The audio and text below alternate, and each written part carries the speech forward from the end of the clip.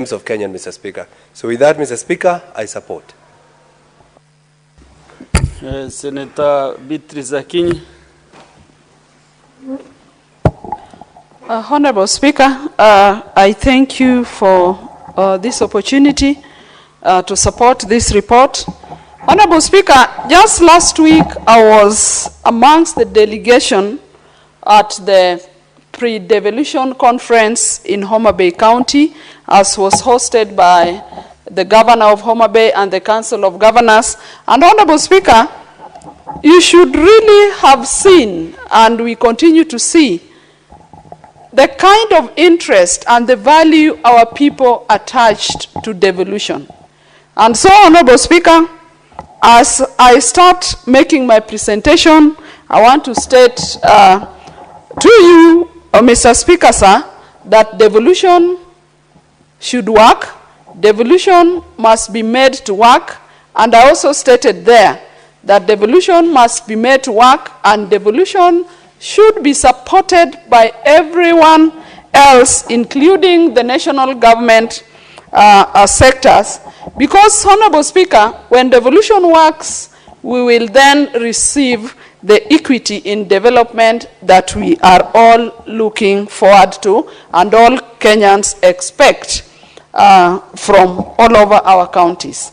Honorable Speaker, as we talk about the branding of public projects with images of governors and members of county assemblies, Honorable Speaker, I sincerely would not really care about who brands what, whose picture is where, if all these projects are implemented, and if and when these projects that are initiated and branded are completed, Honorable Speaker. In most of our counties, Honorable Speaker, and in everywhere else, you see projects that have been initiated, brand pictures have been put, and yet the projects have not even been completed, Honorable Speaker.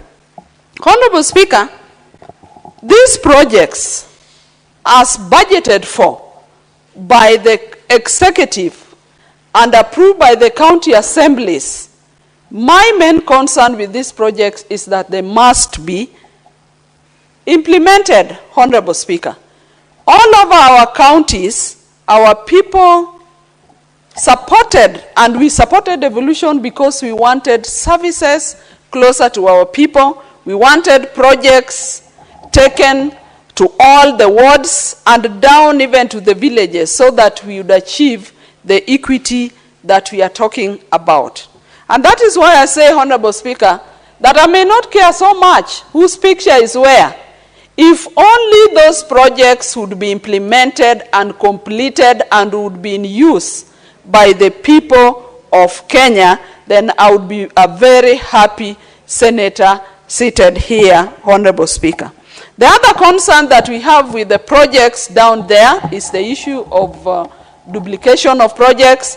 Honorable Speaker, like on the roads projects, you have projects, some of them when you go to the ground, some of the projects, the carer says they have done them, that is a national outfit. The counties are also saying, claiming they have done those roads. And Honorable Speaker, that is what really should concern this Senate. That as we have proved budgets, and when they go down, who really implements these projects? We have roads around. Why should we have one road being claimed by two entities, Honorable Speaker? And so, Honorable Speaker, that is really what would really concern me. When you come to the branding of the vehicles, Honorable Speaker, traditionally we have grown in this country and we have always known that the red number plate shows it is a mission vehicle. The green number plates in the last few years is an indication that is a county government vehicle that was formerly owned by the county councils. We have the blue number plate with implying it is a vehicle belonging to a parastatal. And Honorable Speaker, that is only for identity and for ease of picking which vehicle this is. It is really not meant to make them look like personal issues. Honorable Speaker, even these projects, we need to tell the world, and Kenyans must know, and everybody that holds offices, whether they are governors, MCAs, or even senators here and members of parliament, that these seats come and go. And Honorable Speaker, even the governors as they sit there, the longest you could take is 10 years and you will go. But we want the projects to remain, and that is why we support devolution. Honorable Speaker, this morning, on a national TV, I saw one of us talk about the issues that are ongoing in this county, the issues of protests. Honorable Speaker, I'm bringing in this because it ties to devolution at some point. And the honorable member, while talking on national TV, made a very, very misleading statement that Raila used to own protest. And those were the specific words that one leader mentioned on a national TV. And Honorable Speaker, this leader, I'm surprised, mentioned Raila's name so many times in the course of their presentation, even more than he mentioned his leader, who is the Lord of shares, Honorable Speaker. And the statement the leader made on record, on national TV, on Citizen, is that in the yesteryears, Raila used to own protest.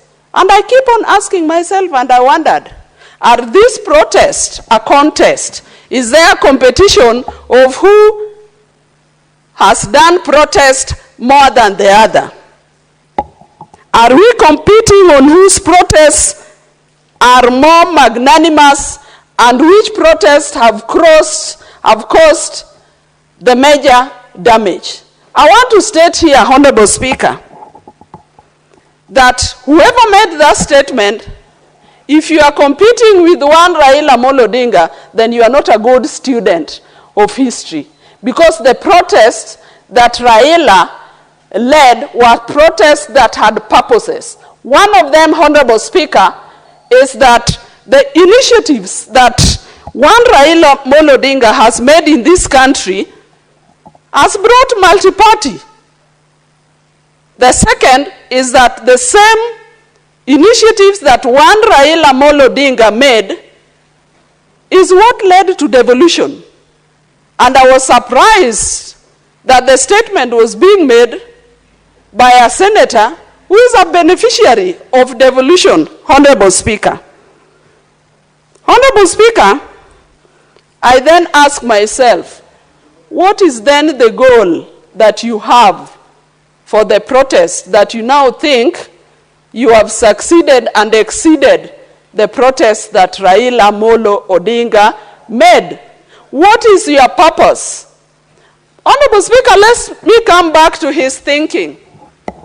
If he thought the protest that Raila led to something like the handshake, then it had a purpose. If he thought that the protests Raila led to a broad base, then he had a purpose. And that is why Raila is of late calling for the conclave. I'm happy that one Raila Odinga has mentioned and is on record saying that when you say Ruto must go, Raila asks, go where? But I'm happy the same people have come to the same thinking. And they are saying that Ruto, the president, should now stay up to 2027. And so it means that is all what we have been saying. Honorable Speaker, I'm saying this because the devolution we are talking about, it is Raila Amolo Odinga that has supported and initiated. But Honorable Speaker, when we come to these protests, I can see my colleague is signaling me that he needs some time. But I want to say that I have 20 minutes and I will use it successfully up to the end of the 20 minutes. Honorable Speaker, I also had a video that is documented when a honorable leader in this country wishes Raila death. I want to say shame on you. Shame on you 10 times. Senator Beatrice. Yes, Honorable Speaker. I want to remind you of the provisions of Standing Order 120 so that you confine your contributions to the motion that is before the House, and in reference to a specific issue like what you have said, make it to be within the relevance of the motion that we have, so that we utilize appropriately these standing orders as well as the time of the House. Thank you, Honorable Speaker. I'm guided. Honorable Speaker, what I was saying is, why should a leader wish a magnanimous leader as Raila Amolo Odinga or anybody death? Honorable Speaker, may I relate to you a story as I wind up? One time we had a by-election in Mutembei County, and one leader indicated that one of the contestants was an old man that would take people to a by-election soon. Honorable Speaker, I want to tell you that the next day we lost that same person who made that allegation. And that old man he was referring to, 7 years to date, is still alive. So life is a matter of, is on God, and it is God that gives life. Honorable Speaker, as I wind up, I want to tell our leaders that let us be responsive. We only have one country that we all have a duty to protect. We only have one country, and we must lead by example.